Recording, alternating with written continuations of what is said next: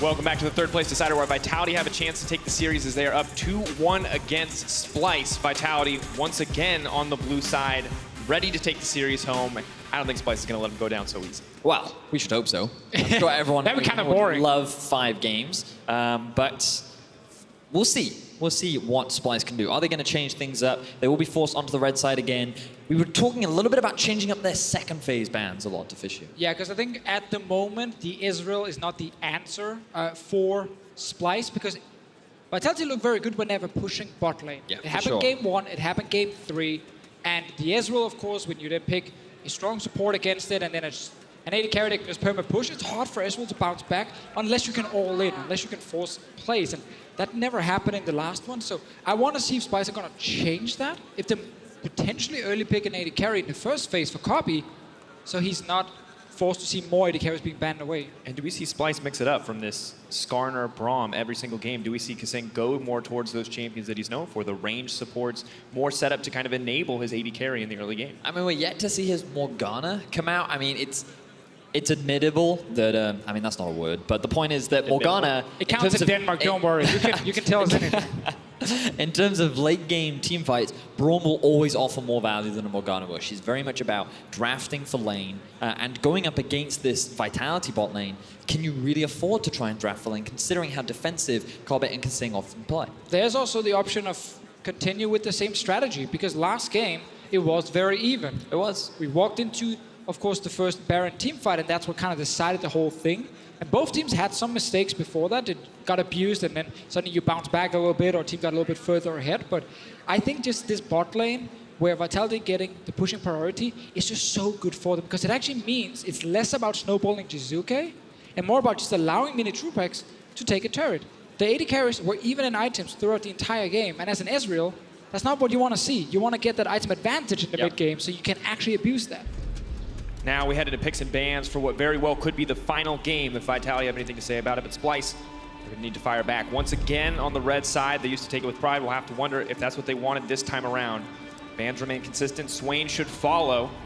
But the third ban, always the big question in this series. Yeah, so in game 1, Splyce banned Tom. In game 2, they banned Caitlyn. In game 3, they kept up with the Caitlyn ban. Clearly a lane-dominant champion that Minitroupax is very comfortable on. Splyce, they could look to maintain that style, or they could try and shake things up. I still think the Caitlyn ban would be smart, but maybe on the side of Splyce, you don't go Braum. You can grab the Tahm Kench. Try and use that down in the bottom lane to have good early trades on their side. Makes it a little bit harder for Vitality to potentially tower dive and kill Kobbe if that ends up happening. And once you get to the mid game, you can use that Tahm Kench effectively. Ooh, that change gun. That's not an Olaf. But that is a Skarner, and now Splyce have to change something in his first rotation. I really like this because when Xerxe played Olaf against G2, they did not look good. It did not feel like it fit into Xerxe's wheelhouse. You're all about early game aggression, looking for an early snowball, getting those early leads, and while we've seen Xerxe be able to do it when he ganks towards the top side, outside of that, we haven't really found that same level of success. And one champion we have not seen at all in this series, not picked, not banned, is Xerxe's Zac. Now, I know it suffers against the Olaf and the Skarner, but this is a pick that identified him as a playmaker, where he had so much impact for the Splyce lineup. Is it something that they can go for? If they're okay losing the early jungle matchup, then yes, they can do it, and they do bring it here. They need to win this game if they want to go to game 5. This is the most important one for this team. All split long, and Xerxe back to comfort here, Dragish. You already talked about it. Now, early game, Skarner will control you. He has the advantage, but what Zac brings is ganks. And if you are proactive, oh man, you can set up some insane plays.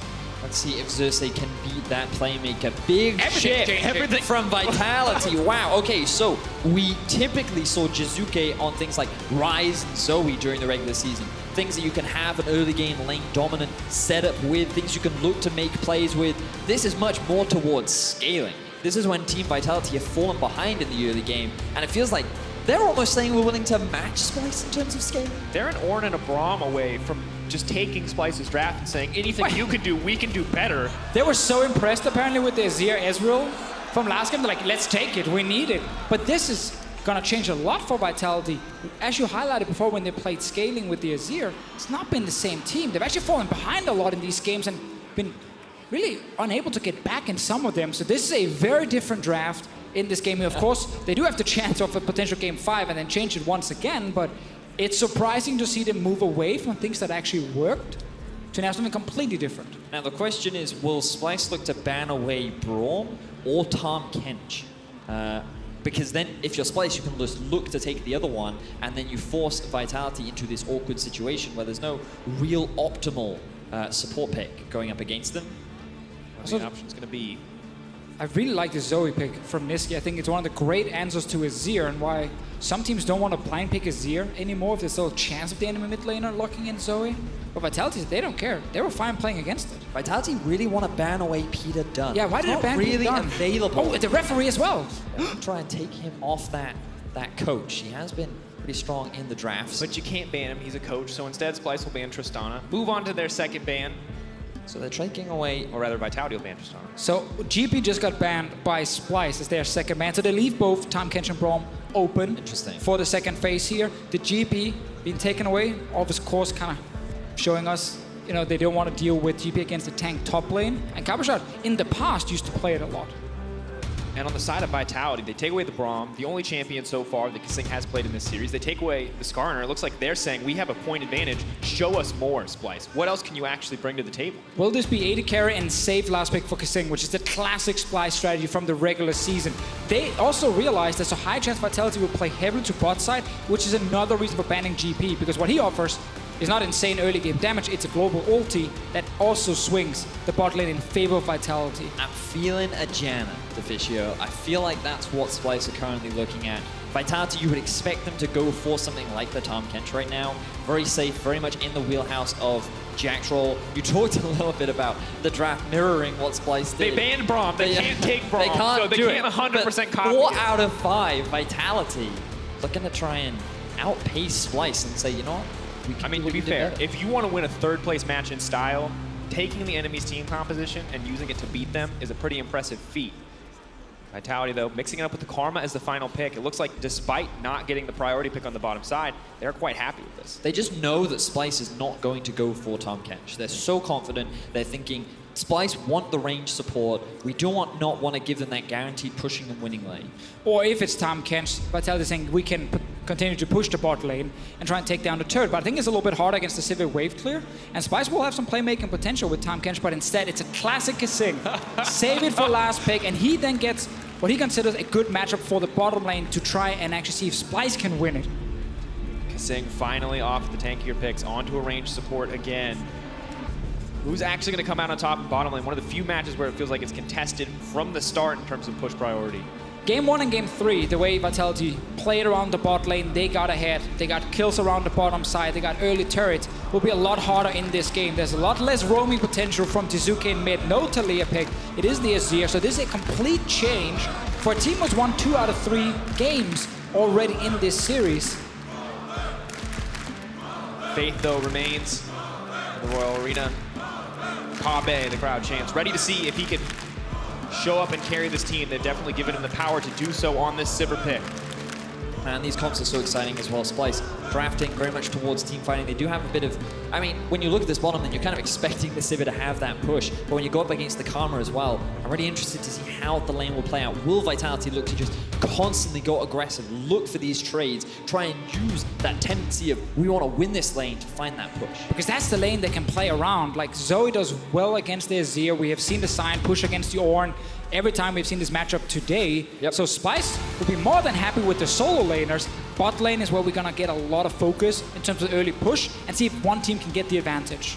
All right, well, as the teams load onto the Rift, let's head over to Laura, who's with Yamato Cannon to discuss. Very different drafting choices here. What do you players need to do to make it work with the Azir and Ezreal? I think right now not both, but every single game we have priority on bottom. Bottom is doing fantastic against enemy bot. We're doing fantastic in top as well. As long as we solve our issue in mid lane, there will be no issues and we will go smooth sailing right into the victory. Okay, we'll see about that. Now send it over to our casters for Game 4, Vitality versus Splyce. V for victory. We'll see if Yamato Cannon is backed up by his players as they move forward into this game. But jungle priority is something we brought up in the draft that I think is important here because we talk about push priority for these lanes. We talk about Nisqy potentially having a favorable matchup.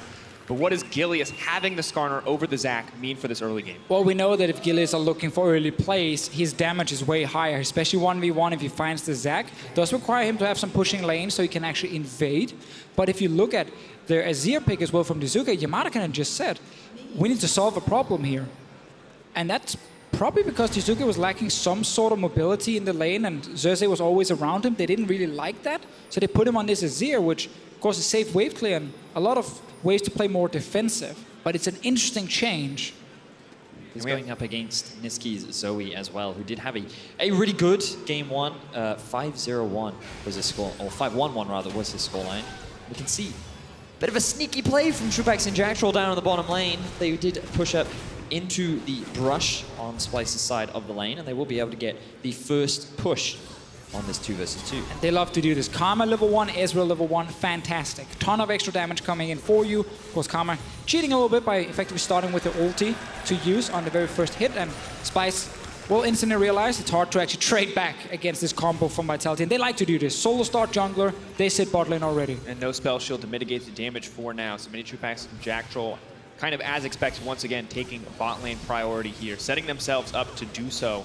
You look at the junglers, both are clearing to the bottom side as well. So top lane and island, as it has been across the vast majority of this series, but bot lane remains the center of attention. Yeah, I'm glad you brought attention to the junglers here, Dracos, because I feel like that bottom lane Scuttle Crab is going to be very important for Vitality to get for themselves. Look at how far they are pushed up already. What I'd love to see from Gilius is just make sure the Vitality have river control towards the bottom side of the map and give that extra bit of safety to Minitroupax and Jactroll to allow them to play their style. Of course, he has the shrine there, so just really no hope for Xerxe to move in and contest. Maybe could go for a steal, but won't find the opportunity. Bot side vision secured for Vitality, and now Gilius wants to look for a little bit of an invade. Xerxe goes for the greedy double clear, Oh, yeah. and Gilius could just look to turn this back against him. Because they got that pushing bot lane, he can go in here. He knows there can be a support roaming in with him, but Xerxe for now just stepped away. A lot of members around. Reminds me of game 1, where we might get some very early fights. Instead, Xerxe ended up losing a ton of HP and did not get a single camp because he wanted both. Gilius is back. It's one of the big things about Zac as well. When he's going through the jungle, he does lose a lot of his own health because health is the cost for using a lot of his abilities, and often you don't always see it punished, but Gilius right now utilizing the fact that he does have the power lanes, as you identified, Deficio, to try and put pressure on. And because Nisqy moved down earlier, Jiizuké got to push in mid first, so Nisqy's now stuck under his turret.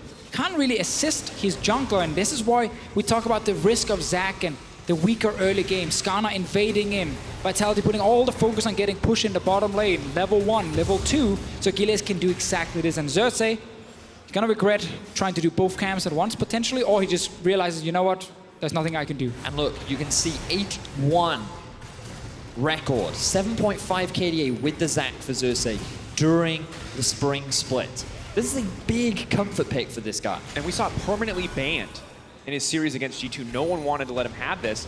Vitality were unconcerned, did not want to spend a ban on it, and we're starting to see why. When they have the priority in bot lane, they just take everything from Xerxe. But that also ties in with the confidence that Vitality have in Gilius as a jungler.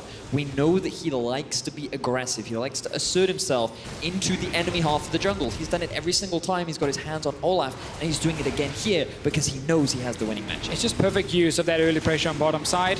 Yes, okay, he needs a little bit of help to fully kill the Drake in time.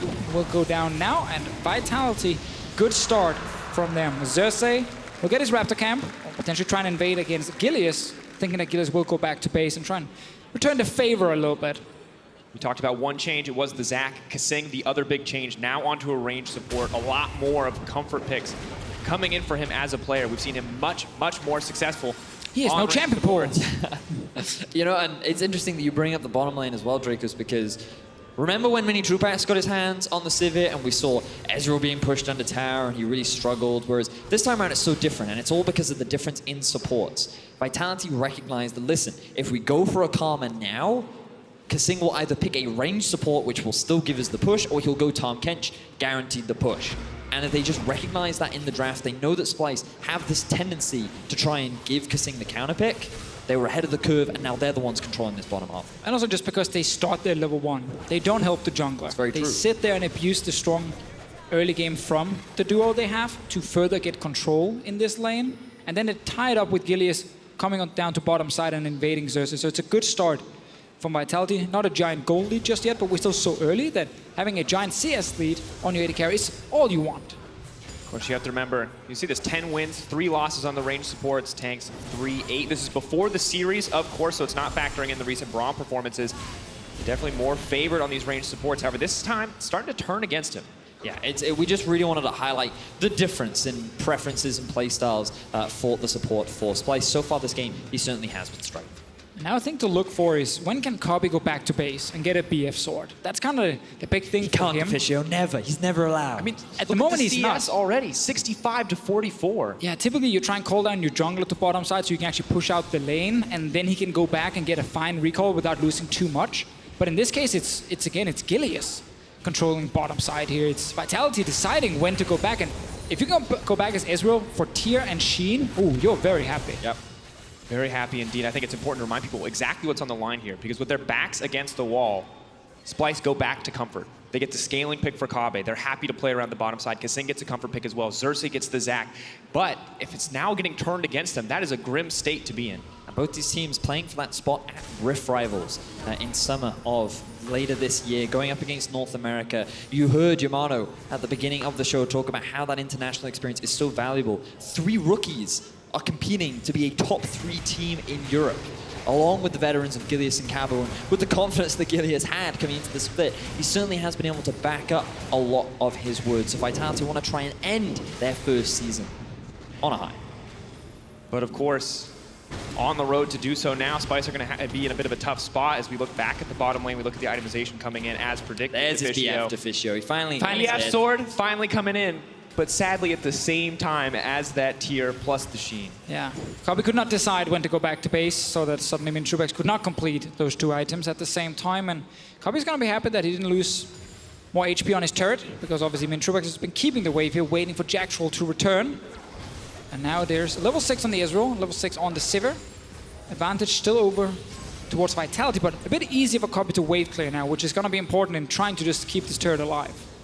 Will certainly help him out a lot, especially if he can get to the wave first. He's stuck using his boomerang blade and just clearing out the waves. Now Xerxe doing an old classic that we saw from Splyce during the second half of the split, where they often gank towards Odo, try to get him ahead, but he decides not to go for the gank.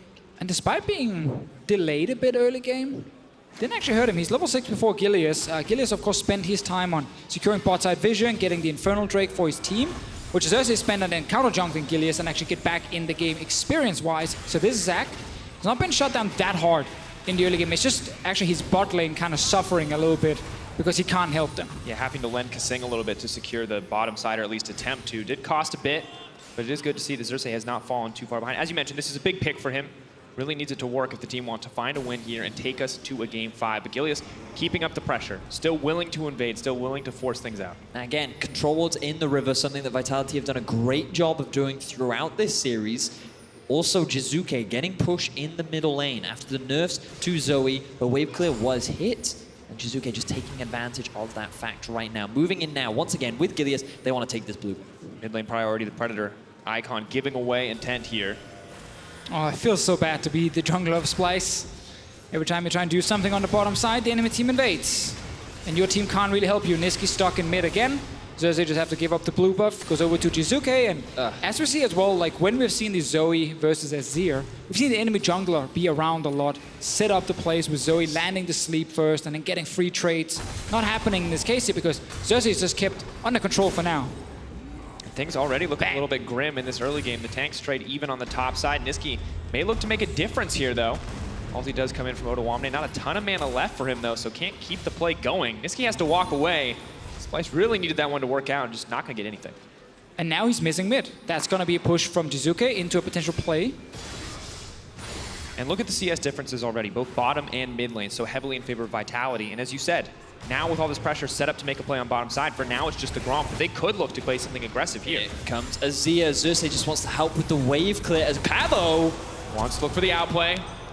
Not going to get it to shield up just in time. But in the meantime, bottom lane, Jactroll was forced to burn the flash from the aggressive play from Xerxe. Recognize that Odo will be able to go back to base now, has the TP ready, will be able to buy a couple of items unfortunately, there's no deep vision for him to try and find a flank towards the bottom side. Cabo likely going to be doing the same soon so he can match that potential crossfire. Ooh, felt like Vitality could have gotten more there. If Jiizuké had walked down instantly with his jungle to try and force Splyce away from that turret.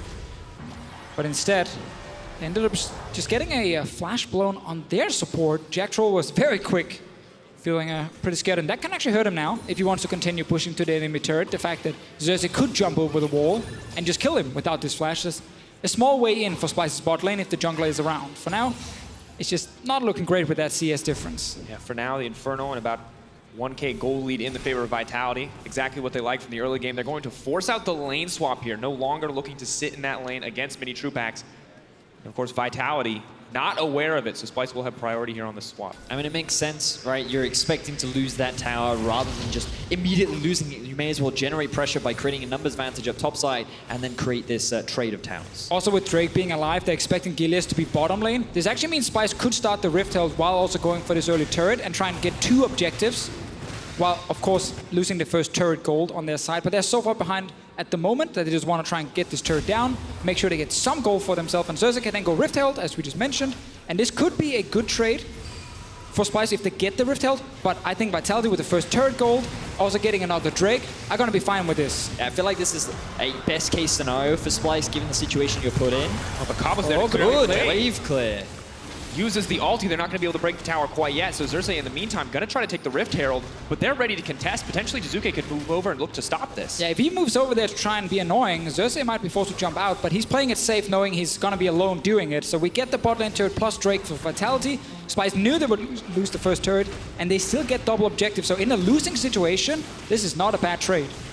Happy to have it, but it does mean that because of the wave clear, because of the extra time it took to take the top lane tower, that Vitality are in a good position on the map to keep pressuring out. Their bottom lane already en route to the top side, ready to take another tower if they're left uncontested. I'm curious as to why Splyce send their 2 versus 2. Will they look to continue with the match? I feel like it makes the most sense given that there are little objectives on the board. Potentially they move the mid, but I feel like that for the time being, you just want to keep that farm incoming and then just keep towards the top side. And because they're behind in the play now, as you can see, Minitroupax and Jactroll already back in lane, ready to push, they have to actually match the dual lane. So they don't suddenly give up another turret without being able to get anything in return. They go back top, they have quick wave clear on this Sivir, there's some attack speed now as well, so Kobbe should be able to hold the turret, and then you try and just even it out if you're Splyce. Have a look at Odoamne's positioning as well. He did push out bot lane and made a sneaky roam up towards mid, but because of these 3 wards that were just littered around, 4 wards, my apologies, they were littered around for Vitality, they were able to spot Odoamne. Fourth one a little redundant. Yeah, as he roamed down. So no play in the mid lane was able to happen. And things looking pretty good for Vitality. Splyce doing their best to trade back, still relying on that Sivir to scale up. Minitroupax getting closer to the 2-item spike that the Ezreal loves to have, but here at only about 400 stacks, so not quite in range of getting that massive power spike that he wants to engage for a little bit more. We're just waiting. We're just waiting for the big plays to happen. Guarantee you, once we get past the 20-minute mark, we will get quite a lot of team fights between the two. I feel like we're back at the early start of the split, Deficio, where it was all about just a lot of farming, scaling, wait for late game team fights around the Baron. Okay, this That's is all not we've double seen. targets. This is not as bad as double relic But shield meta. it feels like compared to the rest of the series that we've had so far, this has been a very low action game. You know, we've seen so much early activity from either jungler. To be fair, every time we say that, within like 2 minutes, people I know, start that's dying. why I said it. I was baiting it. I was hoping that would happen. For now, Vitality happy just pushing with the dual lane, but now. sadly, because Sivir got items, they can't just push on the turret anymore, and this buys a lot more time for Splyce to continue to just kind of stall the game out a bit. And around mid, we could potentially see a play, but because of cleanse on Jiizuké, it's hard to kill him in a 2v1. And one thing that we looked at a lot in the previous game was kind of scaling on both sides as we get into these games where it looks like both teams are content to farm. Vitality have mixed it up. Now it's Jiizuké who is their late game scaling threat. Splyce have done the same. It's Kobbe on the opposite side who actually benefits the most from us having this kind of slower game where both teams aren't necessarily looking for the most aggressive play. I mean, I feel like there's benefit from both sides, but we've got to keep our eyes on what the jungler is up to right now. Getting a bit of control towards the top side. Jiizuké also roaming up, given that he did have push over mid. And again, just look at the river. Vitality, good vision control with the control wards. I think their eyes are set on this town. Jiizuké looking for the engage. Just the movement speed there. Gilius going to get pulled back. And no follow-up there for the team. Jiizuké doing what he can. Not going to be enough of engage, though, but they are starting to look for it. This is Xerxe once again his ability to read what Gilius is trying to do.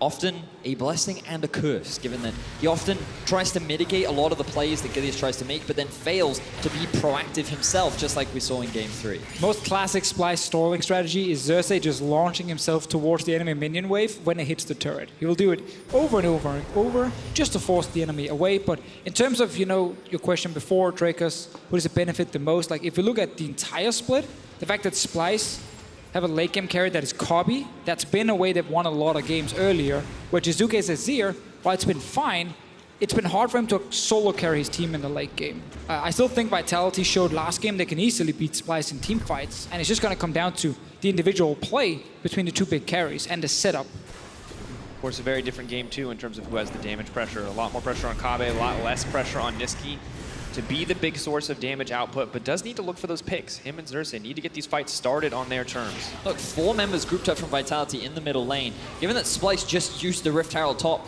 they know where Xerxe is, and they can feel pretty confident that they can take this tower. They're standing in the way of the minions to make sure that they stay alive, but here comes Odo. So the engage is going to connect onto Gilius. Snare going to come in from Jactroll. Will connect, but there is no follow-up. TP now used in response, but canceled out. They're baiting us. We think a fight is going to happen, but no, it's just to force Vitality away from the turret. Splyce do have the Rift Herald top side, actually about to charge into the turret. Meanwhile, all the members are around mid. Jiizuké does take a bit of damage. Has to sidestep there. Knockup is going to connect. Jiizuké now in trouble, needs to make it out to safety. Shifting sands, not enough. First blood comes in for Splyce. Xerxe now locked up under the tower. Cannot be displaced. Will just make it out with a sliver of life. In the meantime, Minitroupax does what he can, but Splyce with a nice little win. Now, Splyce utilized the pressure from Rift Herald to just group up mid and force a play. Cabo didn't have TP, so he couldn't really set up a flank or respond to the initial engagement coming out from Splyce. And they have Zac, Sion, and Sivir ulti, so they're more than ready to just say, hey, we have more people, we're ready to fight. And a little bit too relaxed from Jiizuké in that mid lane. Not respecting the fact that all 5 players from Splyce will actually be around, so he stays out, dodges around a little bit, still saving his flash, gets knocked up, and then ends up flashing to the side and just dies. That was one of those deaths where he could easily have stayed alive, and I think he just said something, I think there was an F word in there, and then something up. Flip. That was Fudge. it. I flipped up, that's what he said. Yes. Well, I think you got to, I mean, from his perspective, maybe he was outside the hitbox, not used as much to playing against that Sion. Because he always plays with Sion on his team? I mean, I got to give him something, right? You tried. On my screen, it looked like he was a little bit outside of it, but... Not on mine. Can confirm, I've just been told by production that Jiizuké said, holy moly. Holy moly, guys. It's one of my phrases, actually. It's, holy I cannot moly. believe that it just happened. We might get a fight around this Drake here. First 2 went to Vitality. They're all setting up around, and Nisqy is pretty low. Now, the Ornn ultimate is still unavailable for a little while, going to be up relatively soon. Troupax, I believe he used his ultimate to clear out a wave, but still stacking in the top side from Splyce. Splyce, though, they don't feel confident to fight right now, so they're just going to go back to base and concede for now. Vitality getting yet another Drake. 3 backing them up, and incredibly powerful ones at that. Earth, Wind, and Fire, baby. A true classic. This is like the only time I've ever seen that. I don't even understand the reference. All I know is casters love making it whenever they see that. I mean, you pointed at it, so I had to do it, but it's been done so much now that I try to avoid it. That's fair. But it's okay. I gave you a freebie. You're welcome. I appreciate you. It was also Earth, Wind, and Fire in like game 2. All right, but let's have a look at how the gold is comparing right now, because while Vitality have a small early game lead, I feel like that given how much pressure they were applying on the bot side of the map, that pressure has kind of been alleviated now from Splyce, and they're feeling a little bit more comfortable. We start to think about how much more teamfight value this Zac is going to have when you compare it to Gilius' Skarner, who's now just been caught out. Has to walk away. Does not want to get kidnapped there. Xerxe goes on the retreat.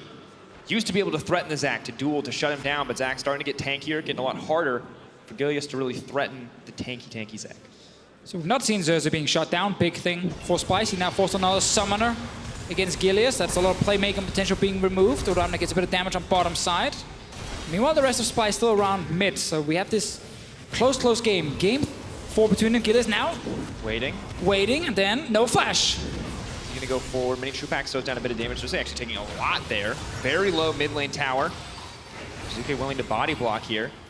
And we can see Minitroupax. He's in that lovely position as an Ezreal, where you have your 2 items and the enemy AD carry needs 3 to even do anything in the game, and he can actually try and abuse it. So he's around mid, dealing a ton of damage with his poke. And this mid lane turret should go down fairly soon, but Odoamne is around. Can he ult in and force a fight? Want to get the tower, slowly ticking from the red buff. Sleepy Ezreal could be good. Tries to flash out to safety. Odo not going to pull the trigger on the engage. Being shown there from Minitroupax. Interestingly, even though Cabo did TP to mid, Splyce never tried to force the fact that they had TP advantage over their opposition. Right now, that with Cabo's back up, Xerxe now looking for a fight. Jactroll wants to get the fight started, but it's a bit of a split engage here. Both members going to each side. Minitroupax now free hitting onto Odoamne as the team is not there to back him up. He's going to look to get out. Sleepy goes in. Kobbe now wants to get a kill on Jiizuké, but a very split engage means no one is going to drop. It's a lot of poke damage coming out from Minitroupax, but they've always got to be careful of the amount of burst that Nisqy does have on the Zoe. I feel like we see this a lot this game though. Like, potential fight about to happen could be a big one, and it's just a bit of damage being dealt and everyone backs away. Really setting up for the next 10 minutes and what hopefully becomes the first full-blown big team fight between the two teams.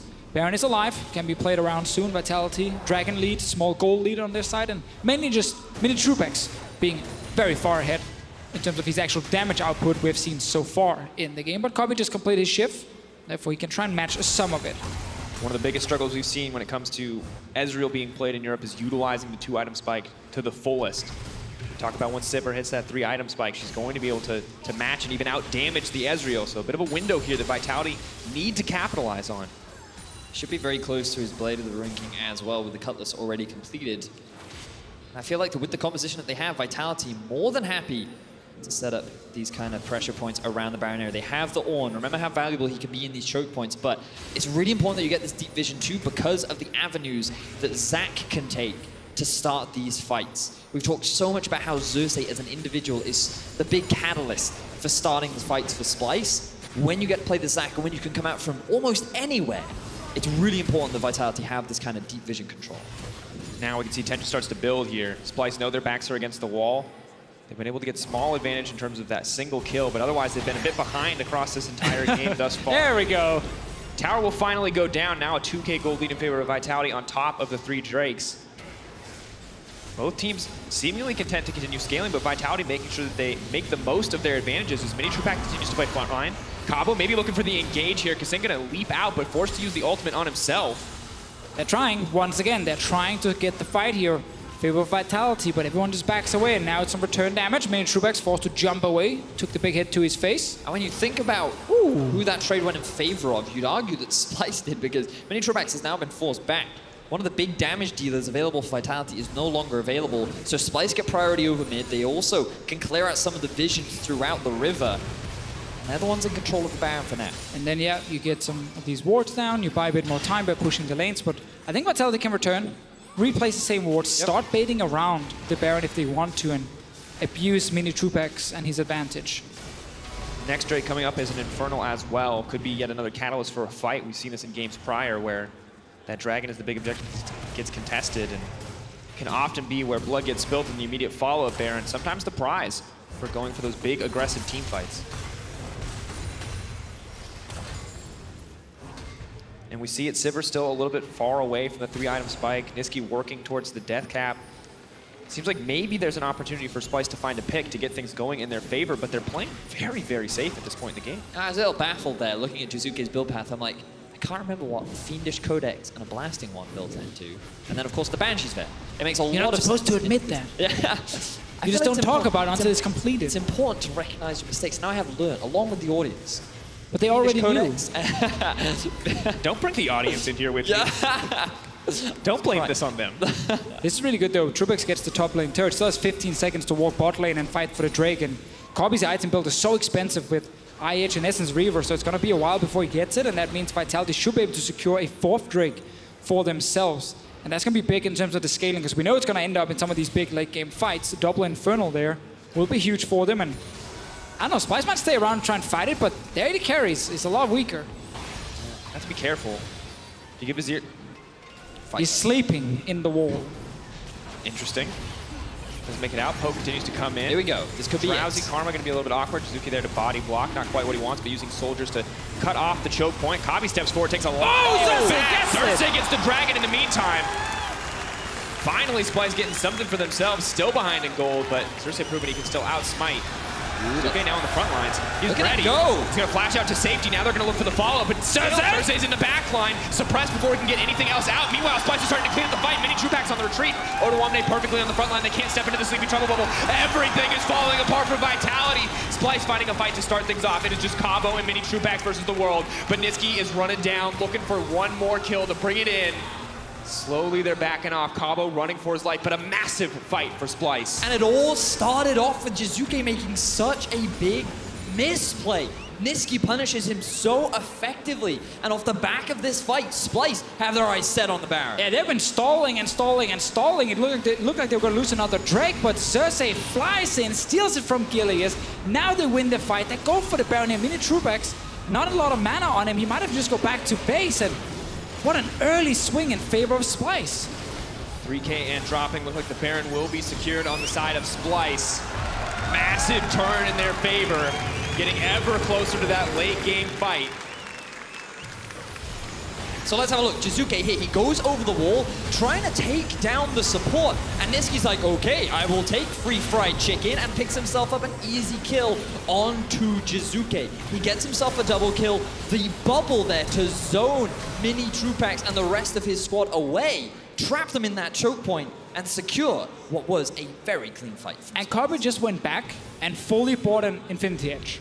Ooh. That was the whole thing. We were kind of like, oh, Minitroupax is going to be stronger now. This is a good time to fight for Vitality. But then the animated carry picks up kills, gets a Baron, gets an Infernal Drake, and now he's on 3 items. That was a huge advantage for Vitality. Here comes Gilius. They need to get some kills here. Right, they need to knock somebody up. They need to take somebody out. The flashes come out. It's the only advantage they're going to get. Both sides backing up, but Vitality hungry to get an edge. So Flash is now gone for Kobbe.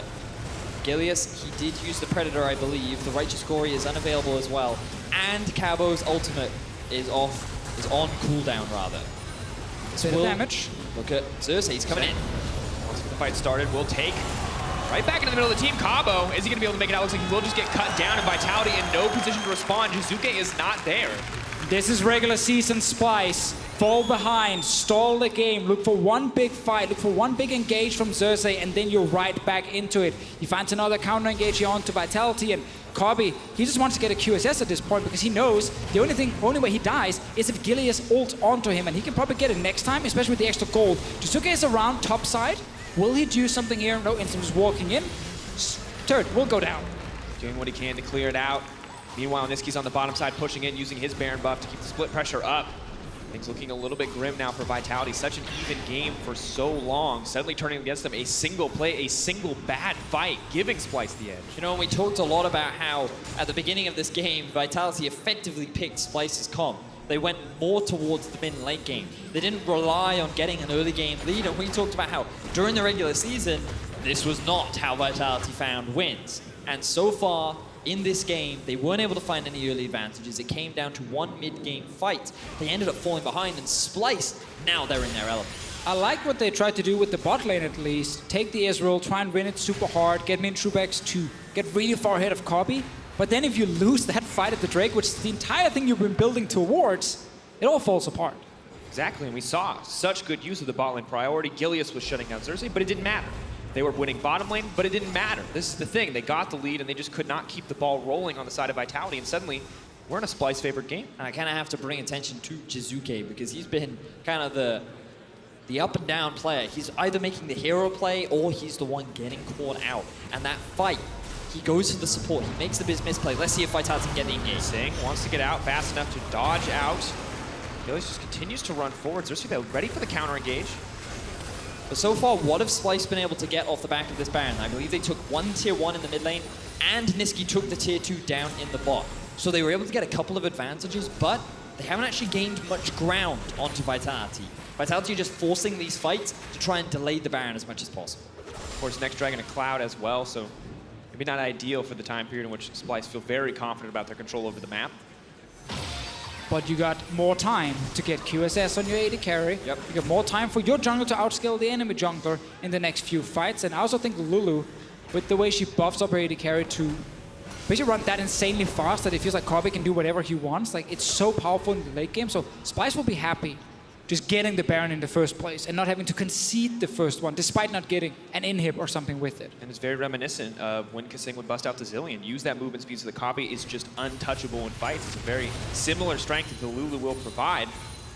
And you guys have already brought it up. Let's just say again, this is the flashback to the early weeks of Splyce. Yes, a little bit rougher in the early game, but this time they stay even. They don't fall behind. And suddenly they're in that terrifying late game point. And the fact they also got that Infernal Drake. They were not supposed to even get close to it, but Gilius lost the Smite War against Xerxe, and instead of being double Infernal on one side with an Azir, who then becomes the massive late game threat, it's Splyce grabbing it for themselves. Just insane value for one Smite. And you look at it, 303 CS, but still only 2.5 items coming in from Jiizuké. Opposite side, 3 items for Nisqy, 3.5 for Kobbe as well. This is a very difficult team to play against as we get later in the game. Jiizuké has to play perfectly, and he doesn't have the same luxuries as Kobbe does. He doesn't have the extra movement speed, a little bit from Jactroll, but not nearly the same amount. I'm interested to see how Vitality can claw their way back in, if they can at all. Splyce, so good at this point in the game. This is where we've given them so much praise, and they're drafting a composition that is designed to tailor their strengths. Nisqy bringing out the new Zoe. He's been playing overall fantastically throughout this series, and now on the Zoe, 2-0-2. 3 items finished. 1 misplay from Vitality could result in your death if Nisqy sees the opportunity. Yeah, if you're Gilius right now, you gotta be careful because you're just gonna die right like that. Splyce find the individual member, they pick him off, and now it is all too easy for them to get control. Man, that single ward just completely baited Gilius. He wants to kill it so badly, suddenly a red buff AD carry walks out around the corner, kills him, jungler flies in as well, and now Splyce, they can suddenly get a bunch of turrets. This looked like a game where it was just waiting for second Baron, but I guess one single ward was enough to get Gilius to move forward. And Splyce, I mean, just keep up the pressure. They may not be able to break an inhibitor here, but the gold solidly cemented in their favor at 30 minutes. Almost a 6K gold lead and just continuing to scale up on the Sivir pick. Yeah, and just to make it better, like all the correct people have gotten all the kills on Splyce. Yeah, you double carry setup, the tanks can just get a bunch of assists, same for the support. Kobbe is set up to completely take over this game. And 100% kill participation from Xerxe on Zach. We talked about the team really wanting him on this pick to be the proactive one. We didn't see it in the early game, but when it came to turning everything around, he was a massive part of that. Odo now moving through, may just get caught out here, unstoppable with the flash forward. They're looking to pick off the tank. They want to get something. There is nobody here on the side of Splyce to respond. They will get 1 kill. Odo flashing out as well, but now Nisqy looking to fire back. Zombie Odo wants something. Sleepy Gilius will make it out to safety. Cabo zones for the rest of his team there. I think Odo was looking for a fight, but then they realized Nisqy was not there. Yeah. So the rest of the team just stepped away, and Odo was now caught, walking in himself, looking for that. Baron is spawning now. He's still dead for 35 seconds. That's a TP when he's alive, but that's 30 seconds for Vitality to try and set up at least something around the Baron. And they have a pretty fast Baron-taking team as well. Both the Ezreal and the Azir primed and ready to just shred through its HP. Xerxe, can he go for the second steal? Will Gilius look to gamble? Or will Vitality, for the time being, just wait? Remember, TP is still available for Odo. No flash for Minitroupax in this fight in case he gets CC'd. Vitality, they're around the Baron, but they're waiting so long that they can't actually do it now, because Odoamne would respawn, be able to TP into the fight in Splyce. Despite a mistake from their top laner, only lost a Drake. Oh, Nisqy. Built enough of a lead that they can afford to make a small mistake like that. Not exactly what they'd like. Does lower their gold advantage a little bit, but still clearly in control of the Baron pit area. Will regain control. They have push on the top side and on bottom. Things looking pretty good for Splyce at this time in the game. Yeah, really good. Look, your AD carry is practically full build. Late game Sivir, pretty terrifying, especially when it's in the hands of Kobbe. This guy playing in front of his home crowd wants to do his home country proud. I think I repeated that twice. Makes him proud every day by being Danish. That's true. Let's see if he can pull it off. These late game team fights are going to be so important for them. They have control over the top side river. And so with Zach again, think of all the angles he can look for to go for an engage. Right now, he has his eyes on his opposition. Kobbe could be in trouble here. Spell Shield does come through, but a lot of damage goes back on him. Odo now on the retreat. Vitality think that they find an opportunity there, but just burn a lot of ults. So that was a good play from Vitality. Kobbe stepping forward to try and deal a bit of damage. That flash could be huge for the next one. We know this Dragon here could decide the entire game. I mean, the Baron, of course, here on the top side if there's a fight happening, but there's probably not. Wait. Jiizuké just bot lane killing a wave. Why did Jiizuké go bot? He's not the one with TP. Can Gilius get the Gilius steal? does not have flash. Splyce are just going to get another Baron. No congestion. What was that play from Vitality? Your top laner has TP. You have options available, and they give away a free Baron to Splyce that they are more than happy to walk away with. They want to hear silver scrapes. That must be the answer. You have to think that there might have been something a little bit more than musical preference I don't there think in that so. decision. I'm pretty sure Vitality, that was their only rationale. It's also the classic mid laner saying, guys, this is my farm. Oh. Do not touch this farm. I'm behind in this game. I need it.